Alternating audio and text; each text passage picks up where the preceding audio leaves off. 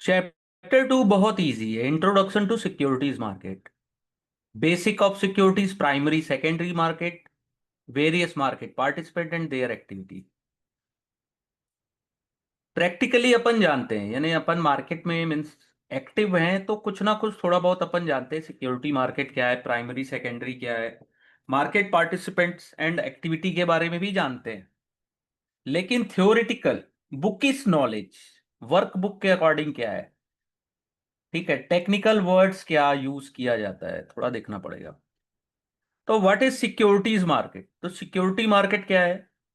Security market जो provide a institutional structure that enable a more efficient flow of capital in economy. ठीक है, अगर household has some saving, तो saving जो है उसको deploy to meet capital requirement of business enterprise. आपके पास सेविंग है, बिजनेस इंटरप्राइजेस को क्या चाहिए? पैसे की जरूरत है, ठीक है, कैपिटल की, कि वो और ग्रो कर सके। तो सिक्योरिटी मार्केट क्या होता है? बिजनेस इशू सिक्योरिटीज, बिजनेस कोई कर रहा है वही सिक्योरिटीज इशू करता है। तो raise money from household through regulated contract, regulated contract, ठीक है, list the security on stock exchange to ensure that security is liquid. Liquid का मतलब जब चाहो तब सेल कर सकते हैं। और provide information about its activity and financial performance of the household to the household, ठीक है। तो सिक्योरिटीज है उसको डिफाइन किया गया है section 2H of security contract regulation act 1956, SCRA। तो सिक्योरिटीज क्या क्या है? Shares, script, stock, bond, debentures, debenture stocks और अदर मार्केटेबल सिक्योरिटीज। डेरिवेटिव भी सिक्योरिटीज है, ठीक है। कलेक्टिव इन्वेस्टमेंट स्कीम सिक्योरिटीज है। कौन सिक्योरिटीज नहीं है? ठीक है, ऐसी सिक्योरिटीज जो यूनिट लिंक इंश्योरेंस, जो इंश्योरेंस भी प्रोवाइड कर रहा है, combined benefit, risk of life और इन्वेस्टमेंट, वो सिक्योरिटीज में नहीं आते हैं। ये क्वेश्चन आता है कई बार। यूनिट और other instrument issued by pool investment, ये भी सिक्योरिटीज है। गवर्नमेंट सिक्योरिटीज और ऐसी सिक्योरिटी जिसको सेंट्रल गवर्नमेंट डिक्लेयर करती है कि ये सिक्योरिटी है। राइट और इंटरेस्ट इन सिक्योरिटीज, ठीक है, तो ये सिक्योरिटीज हो गई, ठीक है। प्राइमरी और सेकेंडरी मार्केट, प्राइमरी मार्केट क्या होता है और सेकेंडरी क्या होता है, ठीक है। तो primary market use by company for raising fresh capital from the investors. Fresh capital मिलेगा आपको, पहली बार मार्केट में पब्लिक ऑफरिंग आ रही है जिसको आईपीओ भी बोलते हैं अपन, ठीक है। तो primary market offering, public offering भी होती है और प्राइवेट प्लेसमेंट प्रोग्राम भी होता है, ठीक है। शेयर्स जो ऑफर होते हैं न्यू शेयर्स होते हैं जो कंपनी इशू करती है। और या तो ऑफर फॉर सेल होता है, OFS, ठीक है, जहां जहां पर लार्ज इन्वेस्टर्स और इन्वेस्टर्स या प्रमोटर्स अपना जो होल्डिंग है, पोर्शंस है, उसको पब्लिक को सेल करते हैं। तो वो होता है offer for cell. Public issue क्या होता है? जहां पे सिक्योरिटीज इशू की जाती है member of of the public. Anyone, कोई भी एलिजिबल है to invest, can participate in the issue. Initial public offer, first sale, पहली बार सेल हो रहा है common share to investor at large, ठीक है। पर्पस क्या होता है आईपीओ का? To raise equity capital for further growth, ठीक है। एलिजिबिलिटी क्राइटेरिया क्या होता है for raising capital from public investor? वो डिफाइन करती है SEBI in its regulation, include minimum requirement for net tangible asset, profitability and net worth. फिर होता है फर्दर पब्लिक ऑफ, FPO जिसको बोलते हैं, ऑलरेडी लिस्टेड कंपनी है, या तो वो fresh issue of securities public को ऑफर कर रही है, और offer for sale to public, इसको फर्दर पब्लिक ऑफर बोलते हैं। When company want additional capital for growth, additional पैसे चाहिए ग्रोथ के लिए या अपने डेब्ट को रीपे करना चाहते हैं, तो it raise equity capital through a fresh issue of capital in further public offer.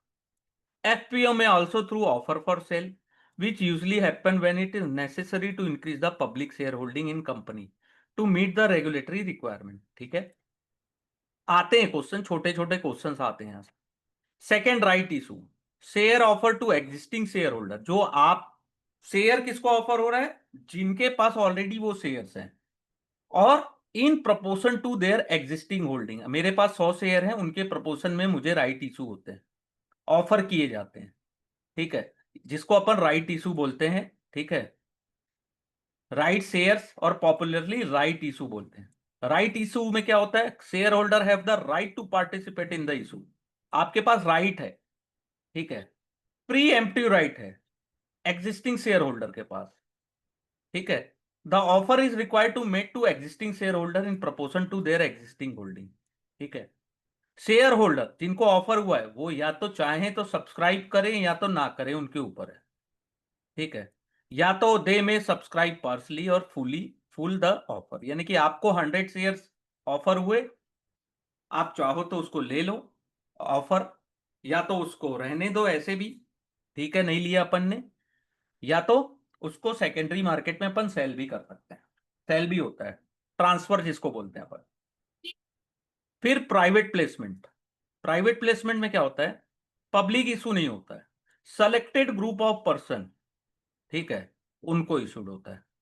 According to company act 2013, offer to subscribe to security made to less than 200%। 200 से कम लोग हैं तब उसको प्राइवेट प्लेसमेंट बोला जाता है। ठीक है, फिर होता है प्रिफरेंशियल इशूज। ठीक है, preferential issue when listed issuer issue share to convertible securities. Sir एक बार ये फिर से समझाइए ना, प्राइवेट प्लेसमेंट।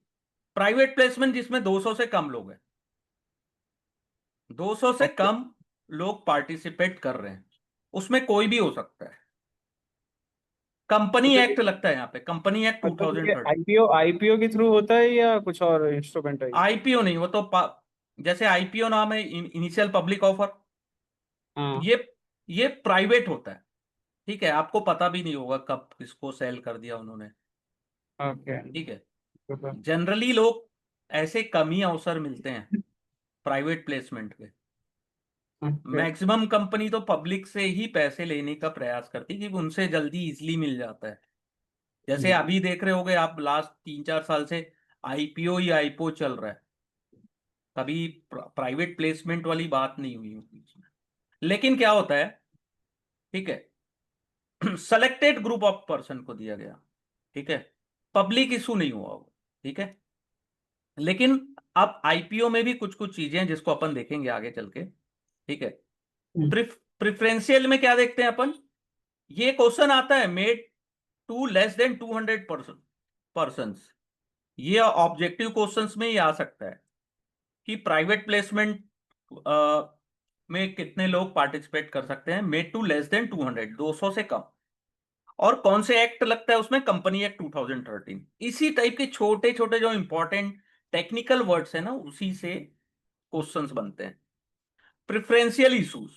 ठीक है, प्रिफरेंशियल्स क्या होता है, सेलेक्टेड ग्रुप ऑफ पर्संस को आप सिक्योरिटीज इशू कर रहे हो।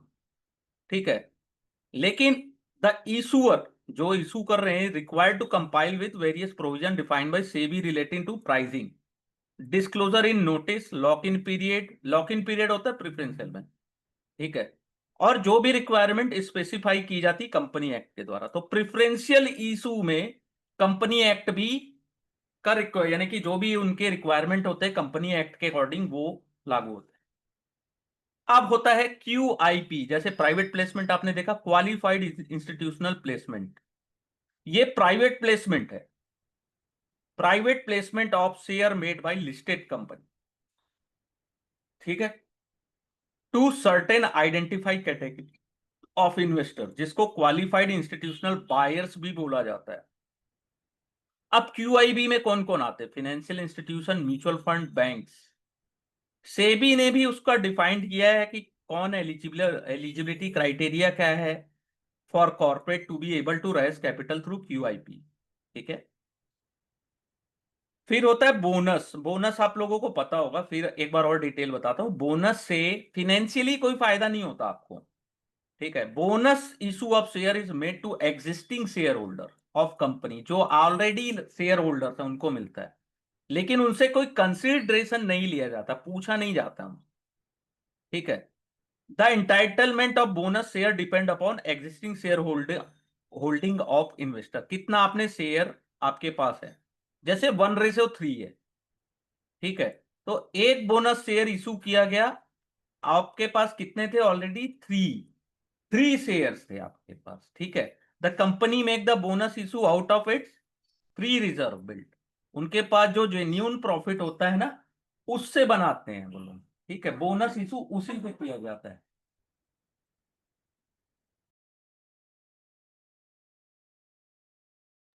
ठीक है, अगर आपके प्रॉफिट नहीं हो, payment of interest principal on डेब्ट सिक्योरिटीज, अगर आप डिफॉल्ट कर चुके हो, तो आप बोनस इशू नहीं कर सकते। ठीक है, कौन इशू कर सकता है? जिसके पास फ्री रिजर्व है, बिल्टअप है, जेन्यून प्रॉफिट है, वहां से आप बोनस इशू कर सकते हो। और company has to get approval from board of director का अप्रूवल चाहिए रहता है बोनस इशू के लिए। ठीक है, the share holder of company also need to approve the issue, यानी कि इशू अप्रूव करते हैं लेकिन कंसिडरेशन उनसे नहीं लिया जाता है। बोनस इशू एक बार अनाउंस हो गया तो विड्रॉ नहीं होता है। ठीक है, रिकॉर्ड डेट होता है बोनस इशू का, विल बी अनाउंस, और जब तक आप रिकॉर्ड डेट तक रखते हो शेयर अपने पास, तभी आपको बोनस मिलेंगे। लेकिन आपके पास शेयर्स की क्वांटिटी बढ़ जाती है, बट होता क्या है, फिनेंशियली उसका कोई प्रॉफिट नहीं होता है। जैसे 1,000 रुपए है तो 1,000 ही रुपए होगा, शेयर्स थोड़े बहुत बढ़ गए घट, बस, और क्या। ठीक है, अब इससे भी क्वेश्चन बनते हैं। ठीक है, इसको याद रखिएगा कि फ्री रिजर्व, ठीक है, आपको बोर्ड ऑफ डायरेक्टर का अप्रूवल चाहिए, ये सब क्वेश्चंस आते हैं। Offer for cell, offer for cell क्या होता है कि शेयर ऑफर होते हैं इन आईपीओ और एफपीओ, जो कि fresh shares issued by the company नहीं होते। ठीक है, एग्जिस्टिंग शेयर होल्डर्स अपने शेयर सेल करते हैं जो उनको ऑलरेडी अलॉटेड है। ठीक है, ऑफर फॉर सेल से शेयर कैपिटल कंपनी की नहीं बढ़ती, क्योंकि फ्रेश शेयर इशू नहीं किए जाते ओएफएस में। ठीक है, ऑफर फॉर सेल क्या, जो डिसइन्वेस्टमेंट प्रोग्राम होता है ना गवर्नमेंट ऑफ इंडिया का, वो ऑफर फॉर सेल है। जो पब्लिक सेक्टर अंडरटेकिंग है ना, वो ऑफर फॉर सेल का एग्जांपल है, यहां से एक क्वेश्चन बन सकता है।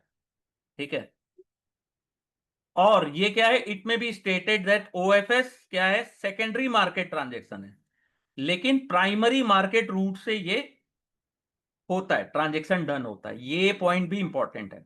देखिए, है ये सब चीजें अपने को पता है, ओएफएस आ रहा है, एनएफओ चल रहा है, ये क्या नाम है, एफपीओ आया, ईपीओ आया, लेकिन उसके टेक्निकल क्या है, बोनस आ रहा है, राइट इशू, ये सब अपने को पता है, लेकिन अंदर की चीजें नहीं पता है कि उसके लिमिट क्या है, राइट इशू कितने दिन के लिए मिनिमम मैक्सिमम होता है, ये सब चीजें भी अपन डिटेल में देखेंगे। और ठीक है, तो यही सब क्वेश्चन पूछा जाता है, क्योंकि एग्जाम जो होता है वो बुकिश नॉलेज से होता है, प्रैक्टिकल नॉलेज से नहीं पूछा जाता कि आपको प्रैक्टिकली कितने इंटेलिजेंट हो आप। जो बुक में लिखा है उसी को पढ़ना है, और जो बुक में आंसर दिया वही आंसर है। ठीक है, टेक्निकली अपन बहुत कुछ, प्रैक्टिकली भी बहुत कुछ जानते हैं। ठीक है, उसके कारण क्या क्या होता है, कई बार अपन के पास चार ऑप्शन आते हैं ना, तो एक दो गलत भी हो जाता है। ठीक है, सेकेंडरी मार्केट क्या होता है, वो प्रमोट करता है growth of primary market and capital formation. ठीक है, since investor in primary market are assure of continuous market, primary market में जो इन्वेस्टर्स हैं उनको पता है कि ये सेकेंडरी मार्केट में लिस्ट होगा, तो उनको एग्जिट करने का ऑप्शन मिलेगा। ठीक है, आपको आईपीओ इशू हुआ, आईपीओ मिल गया, लेकिन आपको पता नहीं है वो लिस्ट कहाँ होने वाला है, तो आपको पता है ना कि लिस्ट होगा, तो अगर ग्रोथ में हुआ तो मैं निकल जाऊंगा वहां से। और जिनको प्राइमरी मार्केट में शेयर नहीं मिले, उनको ये पता है कि अपन को यहाँ नहीं मिले तो सेकेंडरी में मिल जाएंगे। ठीक है, in the primary market the issuer have direct contact with the investors, primary में, लेकिन सेकेंडरी में आपको नहीं पता है कि किसके बीच डील हो रहा है। ठीक है, एक होता है ओटीसी मार्केट, सेकेंडरी में भी दो सेगमेंट है। ओटीसी, जहां पे दो पार्टीज, मैंने और आपने डील कर ली कि मुझे इतने शेयर दे दो और इतने पैसे ले लो, और सेटलमेंट मेरे और आपके बीच में हो। ठीक है, टू काउंटर पार्टीज हैं और कोई नहीं है, एक्सचेंज का इन्वॉल्वमेंट है ही नहीं यहाँ पे। सेकंड होता है exchange traded market, the other option of trading, stock exchange के रूट से होती, और जो भी ट्रेडिंग एंड सेटलमेंट होता है वो स्टॉक एक्सचेंज करता है। आपने ट्रेड किया तो आपको क्या होता है, आपने बाय किया तो आपको क्या चाहिए, एंड ऑफ द डे आपको शेयर चाहिए ना, सिक्योरिटीज, उसका भी एक टाइम रहता है कि हाँ आज नहीं मिला, T+2 डेज में मिल जाएगा एक्सचेंज ट्रेडेड मार्केट में। तो उसकी गारंटी कौन लेता है? मान लीजिए आपने शेयर रखे, उसको सेल किया आपने, तो पैसे मिलने चाहिए, उसकी गारंटी कौन लेता है? Stock exchange. ठीक है, तो क्लीयरिंग कॉर्पोरेशन भी होते हैं वहां पे। Traded executed on the exchange are settled through a clearing corporation which act as a counterparty and guarantee the settlement of the trade to both buyer and seller। ठीक है, तो कुछ कॉमन टर्मिनोलॉजी है एक्सचेंज ट्रेडेड मार्केट या secondary market का। पहला होता है ट्रेडिंग, बाय और सेल करना सिक्योरिटीज को, उसको बोलते हैं ट्रेडिंग। ठीक है, और स्टॉक एक्सचेंज इन इंडिया में कैसे फीचर्स होता है? Electronic order matching system. ये पॉइंट याद रखिएगा, इलेक्ट्रॉनिक ऑर्डर मैचिंग सिस्टम। जो ट्रेडिंग होती है वो ऑटोमेटिक होती है, स्पीडी होती है और इफिशियंट एग्जीक्यूशन होता है। ऐसा नहीं है अभी बाय किए तो शाम को एग्जीक्यूट हो रहा है, तुरंत होता है ना वो। ठीक है, जिस प्राइस पे आप चाहते हो उसमें, ऐसा नहीं 100 रुपीज किसी का प्राइस चल रहा है, एग्जीक्यूट करना है, तुरंत हो जाता है। क्लियरिंग और सेटलमेंट बहुत इंपॉर्टेंट पॉइंट है। Clearing and settlement, clearing and settlement R post trading activity that constitute the core part of the equity trade life cycle। Clearing activity is all about of net obligation of buyer and seller for specific period of time period। ठीक है, settlement is the next step in settling obligation buyer and seller। Buyer के लिए आप क्या हो? Seller हो, और seller के लिए बायर हो। ठीक है, by paying money if transaction is buy transaction और डिलीवरी सिक्योरिटीज, अगर आप if it is a sales transaction. ठीक है, तो क्लीयरिंग कॉर्पोरेशन लेता है गारंटी ट्रेडिंग मेंबर्स की। ठीक है, तो ट्रेडिंग मेंबर्स क्या होते हैं? उस उनके भी क्लीयरिंग कॉर्पोरेशन के साथ वो भी सेट रहते हैं। ठीक है, उनके भी अकाउंट्स होते हैं। आप या तो उनसे पैसे लिए जाते हैं या तो उनसे सिक्योरिटीज ली जाती, भैया आप आपका ये इतने का सेटलमेंट है, आप इसको कवर करो, नहीं होगा तो पेनाल्टी लगा देते हैं। ठीक है, तो इसको थोड़ा डिटेल में पढ़ते हैं ना, क्योंकि बहुत इंपॉर्टेंट है। Clearing corporation is the entity which settlement of security take place of all trade done on stock exchange. Stock exchange में जितने भी सिक्योरिटीज के ट्रेड हुए, उसकी सेटलमेंट की गारंटी क्लीयरिंग में कॉर्पोरेशन लेता है। The detail of all transaction perform by the trading member और broker are made available in clearing corporation by the stock exchange. Clearing corporation क्या करते हैं? गिव अन ऑब्लिगेशन, देखिए वर्ड्स का बहुत मीनिंग है, obligation report to trading member. Custodians भी होते हैं who are required to settle their money and security obligation with specified deadline। ठीक है, अगर आप फेल हुए तो पेनाल्टी लगेगी। ठीक है, clearing corporation provide full novation, ये वर्ड नोवेशन वर्ड याद रखिएगा, full novation of contract between buyer and seller. वो बायर है एवरी सेलर्स के लिए और सेलर है एवरी बायर्स के लिए। तो operational risk of the transaction zero होता है इन्वेस्टर्स के लिए। ठीक है, एकदम रिड्यूस रहता है, ऑपरेशनल रिस्क बिल्कुल खत्म होता है इन्वेस्टर्स के लिए। आप सुकून से ट्रेड करते हो ना, आपको पता है सेबी है, क्लीयरिंग कॉर्पोरेशन है, स्टॉक एक्सचेंज है। ठीक है, कभी छोटी बड़ी फॉल्ट होती है तो कितनी बड़ी न्यूज आती है। ठीक है, फिर risk management, clearing corporations provide settlement guarantee of trade of the counter parties. This expose the clearing corporation of risk of default by the buyer and seller. To handle this risk the clearing corporation charge various kind of margin. Margin मांगती है up front, initial margin जिसको बोलते हैं, mark to market margin. ठीक है, तो ये सब मार्जिन लेती है आपसे, क्यों? क्योंकि उनको भी सेटलमेंट कराना है, कोई डिफॉल्ट ना कर दे। ठीक है, बिना मार्जिन लिए आप ट्रेड करोगे, शाम को लॉस हुआ बोलोगे पैसे ही नहीं। ठीक है, तो initial margin is the percentage transaction value arrive at the base of value at risk, ये भी एक इंपॉर्टेंट पॉइंट है। ठीक है, और MTM margin is the notional loss at outstanding trade has suffer during specified period. ठीक है, ये रिस्क मैनेजमेंट है। आपसे दो टाइप की मार्जिन मांगी जाती है, और भी बहुत टाइप की मार्जिन है, लेकिन यहाँ पे अगर दो दिए हुए तो इसी को अपन डिटेल में पढ़ेंगे। ठीक है, मार्केट पार्टिसिपेंट्स कौन कौन होते हैं? बायर सेलर के अलावा और कौन कौन होते हैं? पहला होता है स्टॉक एक्सचेंज, जो इंफ्रास्ट्रक्चर प्रोवाइड करते हैं। आपको ट्रेडिंग प्लेटफॉर्म प्रोवाइड करते हैं, जहां पे बायर और सेलर मार्केट में सुबह हो जैसे ट्रेड स्टार्ट होता है शुरू हो जाता है ट्रेड। ठीक है, ऑलरेडी इशूड सिक्योरिटीज में ट्रेड होता है ना। स्टॉक एक्सचेंज में कौन कौन है? एनएससी, बीएससी और एमएससी है, एमएसईआई। ठीक है, जो नेशनल वाइड एक्सचेंज है ना, पूरे ऑल इंडिया अवेलेबल है, ऐसा नहीं है कि कोई पर्टिकुलर प्लेस से। Trading happen on this exchange through electronic trading terminal which feature anonymous, यानी कि आपको पता नहीं कौन किससे बाय कर रहे हो, किससे आप किसको सेल कर रहे हो। ठीक है, stock exchange also appoint clearing और settlement agency, stock exchange appoint करता है। ठीक है, क्लीयरिंग बैंक भी होता है जो मैनेज करता है फंड्स को।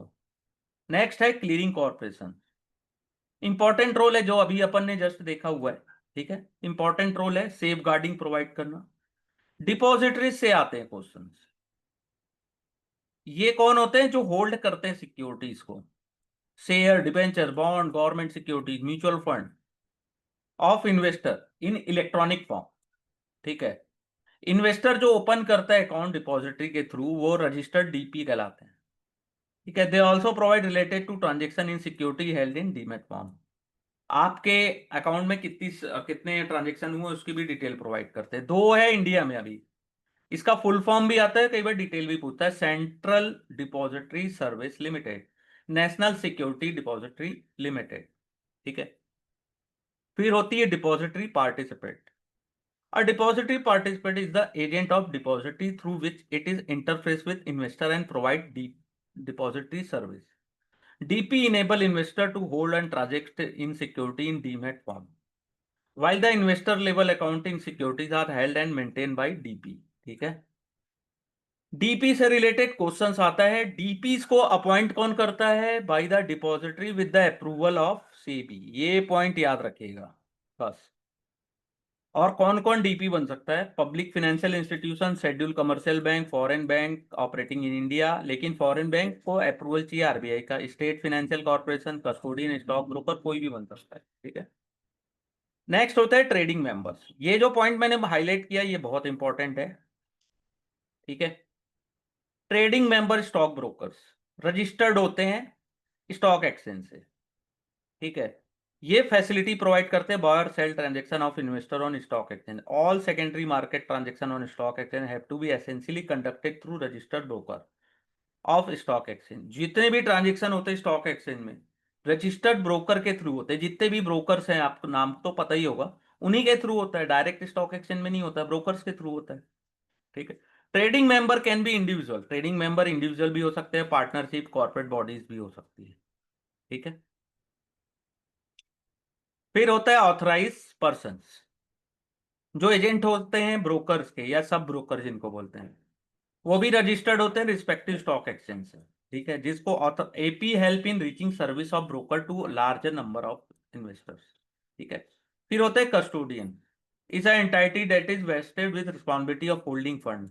कस्टोडियन जो आपके फंड्स को होल्ड करके रखते हैं and securities of its large client, बड़े क्लाइंट्स के, टिपिकली बैंक्स के, इंश्योरेंस कंपनीज के, एफपीआईज के। ठीक है, क्लाइंट के सिक्योरिटीज को मेंटेन करना और फंडिंग अकाउंट को मेंटेन करना ये कस्टोडियन का काम है। Collecting the benefit and right accruing to client in respect of security held, ये बहुत इंपॉर्टेंट पॉइंट है। ठीक है, क्लाइंट को इन्फॉर्म करना एक्शन, क्या एक्शन लेना है और क्या लेना चाहिए। ठीक है, उसके बारे में भी इन्फॉर्म करते हैं।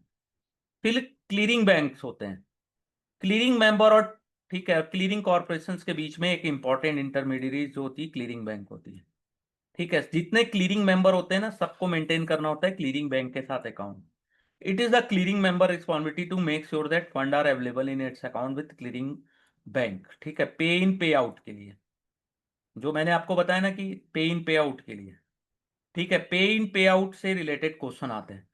तो पे आउट क्या होता है? क्लीयरिंग मेंबर जब रिसीव करते हैं amount in their account with clearing bank, ये आता है क्वेश्चन प्ले पे आउट से ऑन पे आउट डेट। ठीक है, फिर होते हैं मर्चेंट बैंकर्स, ये भी बहुत इंपॉर्टेंट है। देखिए बहुत हम लोग बेसिक पढ़ रहे हैं, इसका कुछ ना आपको बहुत फायदा मिलेगा। देखो जब एग्जाम थोड़े डिफिकल्ट आते हैं ना तो कौन स्टूडेंट पास होते हैं पता है? जिनका बेसिक स्ट्रांग, एग्जाम की कोई गारंटी नहीं, अभी तक इजी आ रहा था, कभी डिफिकल्ट भी आ सकता है। ठीक है। तो मर्चेंट बैंकर क्या होते हैं? जो रजिस्टर्ड होते हैं सेबी के साथ, जो जिनको अपन इशू मैनेजर भी बोलते हैं, इन्वेस्टमेंट बैंकर और लीड मैनेजर्स, ये हेल्प करते हैं इशूअर्स, जिनको सिक्योरिटी मार्केट में इशू करनी है सिक्योरिटी। आईपीओ में जितना काम होता है ना, सब इन्हीं का है। ठीक है। सिंगल पॉइंट कांटेक्ट होते हैं issuers during new issue of security. जितने आईपीओ आते हैं उसमें मर्चेंट बैंकर्स होते हैं। ठीक है। इनके काम क्या क्या है? Capital need of issuer, structure of appropriate instrument, get involved in pricing other instrument, manage the entire issue process until the security is issued, listed on stock exchange. They engage on coordinate with intermediaries such as registrar, broker, banker, underwriter, credit rating agent. ठीक है। बहुत important point है merchant banker. IPO, merchant banker, IPO, इतना बस याद रखना, confuse मत होना आप। इंस्टीट्यूशनल पार्टिसिपेट में पहले आते हैं बैंक। ठीक है। इनको अप्रूव कौन बोलता है? रेगुलेटरी फ्रेमवर्क है जो आरबीआई की है। ये परमिट करते हैं कि आप इक्विटी, फिक्स इनकम सिक्योरिटीज में through their treasury operation subsidiary company subject to limit and condition, RBI guideline mandate that bank must adhere to prudence exposure limit to mitigate risk. ठीक है। बैंक्स, म्यूचुअल फंड का तो काम ही है सबसे पैसे collect करो और उनके इन्वेस्टमेंट ऑब्जेक्टिव के अनुसार शेयर्स में, बॉन्ड्स में, आप जैसा उनका फंड है। फिर पेंशन फंड का भी वही काम है। लेकिन पेंशन फंड होते क्या है ये जानना जरूरी है। फंड स्टेबलाइज होता है, facilitate and organize to the investment of retirement fund contributed by employ and employer. ठीक है। इनका कॉमन असेट पूल होता है कि स्टेबल ग्रोथ होनी चाहिए for the long term, stable, ऐसा नहीं है हाईली रिस्क, नहीं, स्टेबल। रिटायरमेंट इनकम अपने एम्प्लॉय को प्रोवाइड कर सके। ठीक है। जो बड़े कंपनीज होते हैं ना, कॉर्पोरेशन, वो अपने खुद के इन हाउस फंड रहते हैं उनके। ठीक है। लेकिन बाकी के लोग हायर करते हैं। इंश्योरेंस कंपनी, इंश्योरेंस कंपनी हमसे पैसे लेती है, क्या करती है उस पैसे को? इन्वेस्ट करते हैं, वो भी लाइफ इंश्योरेंस हो चाहे जनरल इंश्योरेंस हो। उनके पास बहुत पैसे हैं, उनकी एक अलग टीम होती है। ठीक है। जो इन्वेस्टमेंट डिसीजन लेती है। अब इंश्योरेंस कंपनी से अगर आपको मैं बोलूं कि अभी जो एलआईसी और कुछ कंपनीज की बात हो रही थी, तो उनकी एक अलग डेजिग्नेटेड पीपल्स होते हैं जो रिस्पॉन्सिबल होते हैं इन्वेस्टमेंट डिसीजन के लिए। ठीक है। अल्टरनेटिव इन्वेस्टमेंट फंड, जो अपन ने लास्ट क्लास में भी देखा था, various type of alternative investment fund होते हैं, venture capital fund, angel fund, private equity fund, डेब्ट fund, infrastructure, SME fund, hedge fund. ये बहुत डिटेल में देखने वाले हैं, यहां से क्वेश्चन आते ही आते हैं। एफपीआई क्या होते हैं? फॉरेनर्स जो इंडिया में इन्वेस्टमेंट करना चाहते हैं। ठीक है। उनको रजिस्टर्ड होना पड़ता है एफपीआई बनने के लिए सेबी के साथ, to participate in market. EPFO, employees provident fund organisation. ठीक है। जो एम्प्लॉयज को प्रोविडेंट फंड और मिसलेनियस प्रोविजन 1952 के अंदर ministry of labour and employment, EPFO does not invest directly in any of the individual stock in equity market. EPFO invest in both डेब्ट securities and exchange traded fund as per prescribe pattern. उनका भी एक pattern रहता है। फिर होता है national pension system. National pension system is the pension cum investment scheme जो गवर्नमेंट ऑफ इंडिया के द्वारा लॉन्च की गई to provide old age security to citizens. ठीक है। अभी जितने भी लोग वर्क कर रहे हैं उनके ऊपर एनपीएस लागू है। कब से लागू है ये? जनवरी 1, 2004। ठीक है। स्टेट गवर्नमेंट, सेंट्रल गवर्नमेंट, सबके ऊपर लागू है। ठीक है। और एनपीएस को कौन रेगुलेट करता है, ये क्वेश्चन आ सकता है। PFRDA, pension fund regulatory development authority. ठीक है। फिर होता है फैमिली फंड, जो ऑफिस बोलते हैं ना, मुंशी जी। पहले पुरानी पिक्चरों में आपने देखा होगा कि मुंशी जी का एक रोल था, कि मुंशी जी मेंटेन करते थे बड़ी बड़ी फैमिलीज के फंड। चाहे ठीक है, चाहे नौकरों को पैसा देना हो, चाहे उनकी लाइफस्टाइल गोल चैरिटी करना है, जो भी स्टेट प्लानिंग करनी है, सब वो फैमिली ऑफिस करती है। जो बड़े ultra high net worth house hold है ना, बड़े लोग, बहुत बड़े, बहुत बहुत बड़े, उन उनके फैमिली ऑफिस होते हैं। ठीक है। वो डायरेक्ट अपने स्टाफ्स को पैसे नहीं देते, या उनकी लाइफस्टाइल गोल जो भी है, उनकी फाइनेंशियल नीड वो सब फैमिली ऑफिस डिसाइड करती है, ठीक है। कॉर्पोरेट ट्रेजरीज, अब अपने को लगता है ना कि प्रॉफिट, कॉर्पोरेट के पास पैसे हैं, अभी बहुत बड़ा बिजनेस है मेरा, मेरे पास बहुत पैसे पड़े हुए हैं, लेकिन वो आइडल पड़े हुए हैं, अभी उसका कोई रोल नहीं है। तो मेरे पास क्या है, कॉर्पोरेट ट्रेजरी की टीम है, ठीक है। वो शॉर्ट टर्म के लिए पड़े हुए हैं वो पैसे, उनको वो क्या करते हैं, ट्रेजरी में इन्वेस्टमेंट करते हैं, और उसको रिटर्न जो मिलता है वो मेरा होता है, ठीक है। ये समझिए बहुत सिंपल में कि मेरे पास जो आइडल पैसे करंट अकाउंट में मेरे पड़े हुए हैं, उनको मैं ट्रेजरी में इन्वेस्टमेंट करता हूं, लेकिन उसमें हेल्प कौन करता है मुझे, कॉर्पोरेट ट्रेजरी की टीम, ठीक है। फिर होते हैं रिटेल पार्टिसिपेट्स, जो अपन है, ठीक है। रिटेल इंडिविजुअल इन्वेस्टर कौन होता है, जो अप्लाई और बिड फॉर स्पेसिफाइड सिक्योरिटी जिसकी अमाउंट 2 लाख से कम हो, वो रिटेलर होते हैं आईपीओ एफपीओ में, ठीक है। एनी क्वेश्चंस यहां तक, ये कुछ सैंपल क्वेश्चंस है, इस ये सैंपल क्वेश्चन सॉल्व जरूर करें, लेकिन कोई गारंटी नहीं है कि आएगा ही आएगा वो, ठीक है। अब देखिए चैप्टर 3 है इन्वेस्टमेंट इन स्टॉक्स, थोड़ा चैप्टर 3 भी आज स्टार्ट कर लेते हैं, क्योंकि अब लोहा गर्म है, थोड़ा 10 10 मिनट और लगेगा। तो इक्विटी ऐसा इन्वेस्टमेंट, इक्विटी, दो टाइप के इन्वेस्टमेंट ऑप्शन होते हैं, आप इक्विटी करोगे या तो डेप्ट करोगे, बॉन्ड्स खरीदोगे, या तो शेयर्स या तो बॉन्ड खरीदोगे, या तो कुछ नहीं करोगे, ठीक है। इक्विटी या इन्वेस्टमेंट में क्या होता है, आपको ऑनरशिप मिलती है कंपनी की। डेप्ट में क्या मिलता है, आपने उधार दिया उनको पैसे, आपको टाइमली फिक्स इंटरेस्ट पेमेंट मिलेगा, ठीक है। दोनों में डिफरेंस होता है रिस्क रिवॉर्ड का, किसी एक में ज्यादा है एक में कम है, ठीक है। इक्विटी में आपको रिटर्न ज्यादा मिलता है, लेकिन रिस्क ज्यादा होता है। डेप्ट में रिटर्न जितना बोला है उतना ही देगा, lower risk, high risk higher reward in equity investment. Company बहुत अच्छा कर रही है, कोई कंपनी में आपने पैसे लगाए, economic condition, industry trend, performance के अकॉर्डिंग बहुत अच्छा कर रही है, तो आपको पैसे भी अच्छे मिलेंगे, रिटर्न। कैप और इक्विटी में क्या क्या मिलता है, इक्विटी में capital appreciation and dividend income दोनों मिलती है, ठीक है। टाइमली अगर आपने इन्वेस्टमेंट किया तो कैपिटल एप्रिसिएट भी हो रहा है, लेकिन कंपनी साथ में डिविडेंड भी देती है, जरूरी नहीं है दे, लेकिन देती है, ठीक है।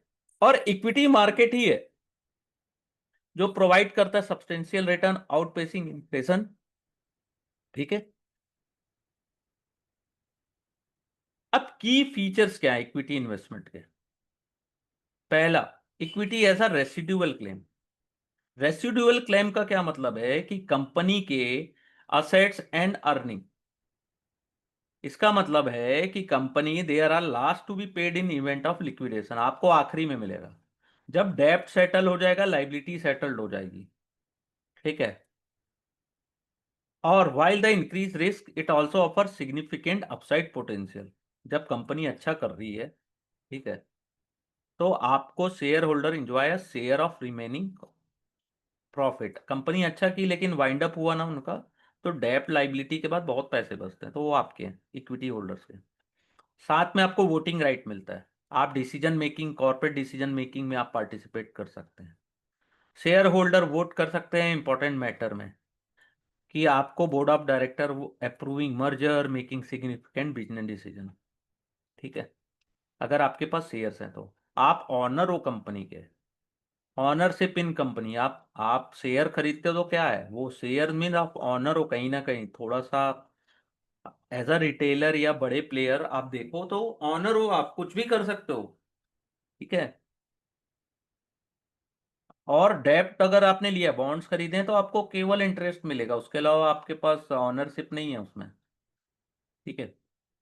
रिस्क ऑफ इक्विटी इन्वेस्टमेंट, पहला होता है मार्केट रिस्क, कंपनी अच्छा कर रही है आपकी, बहुत अच्छा कर रही है, लेकिन कोविड आ गया, तो फिर क्या होगा, या कोई वॉर हो गया दुनिया में, कोई इस टाइप की न्यूज आते हैं, क्या होता है, सब ओवरऑल सब खराब हो जाता है।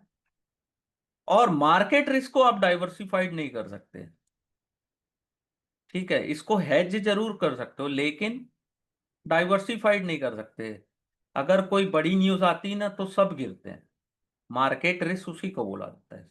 सेक्टर स्पेसिफिक जो मैंने बताया था, कंपनी स्पेसिफिक, सेक्टर खराब चल रहा है, पेंट का सेक्टर, आईटी का सेक्टर, कोई भी सेक्टर है वो खराब चल सकता है, लेकिन मार्केट खराब नहीं चल रहा है। आपने जिस कंपनी में इन्वेस्टमेंट किया वो सेक्टर खराब हो सकता है। ठीक है, तो डाइवर्सिफिकेशन करके आप इसको कम कर सकते हो। कंपनी स्पेसिफिक, मैंने आपको पहले भी बताया कि कंपनी खराब कर रही है। पूरी दुनिया सब अच्छा कर रही है, बाकी की कंपनीज भी अच्छा कर रही है, उस सेक्टर में सब कंपनी अच्छा कर रही है, लेकिन आपकी कंपनी अच्छा नहीं कर रही। ठीक है। Diversification of risk in equity investment, cross sectional diversification, तो holding equity across different industry, sector, geography. Time diversification, staying invested over long period to balance out market up and down. Time in the market beat timing in the market, ये बहुत important point है। ठीक है। अब वो वाली कहावत फिर लिखिए, don't put all your egg in one basket. ठीक है। Business cycle, counter cyclical trend play की role. Some business thrive during recession, बहुत अच्छा करती है जो डिफेंसिव और रिसेशन प्रूफ होती है। ठीक है। रिसेशन में कुछ कंपनी बहुत अच्छा करती है, वाइल अदर खराब करती है या तो लीड करती है रिकवरी में। ठीक है। इक्विटी रिसर्च, आप क्या करते हो, और स्टॉक सिलेक्शन कैसे करते हो आप। इक्विटी रिसर्च कोई करता भी है कि सोशल मीडिया में किसी ने ज्ञान दिया तो बस इन्वेस्टमेंट कर लिया, नहीं, ऐसा नहीं होता। इक्विटी रिसर्च की जाती है, thorough analysis and research of company and it's environment.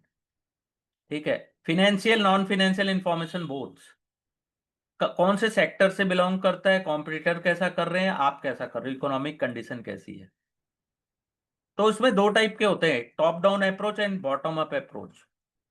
Quantitative and qualitative indicator, technical indicators भी यूज करते हो आप, कब बाय करना है, कब होल्ड करना है, कब सेल करना है। ठीक है। तो फंडा, तो उसमें सबसे इंपॉर्टेंट है क्या है, फंडामेंटल। उसमें आप क्या डिटरमाइन करते हो, इंट्रिंसिक वैल्यू क्या है स्टॉक की, और ये वैल्यू डिपेंड करती है underlying economic factor such as future earning कैसी है, और cash flow, interest rate, risk variable. By examining this factor intrinsic value of stock determine की जाती है। ठीक है, ये बहुत इंपॉर्टेंट है, ये लाइन याद रखिएगा, हमेशा आता है क्वेश्चन।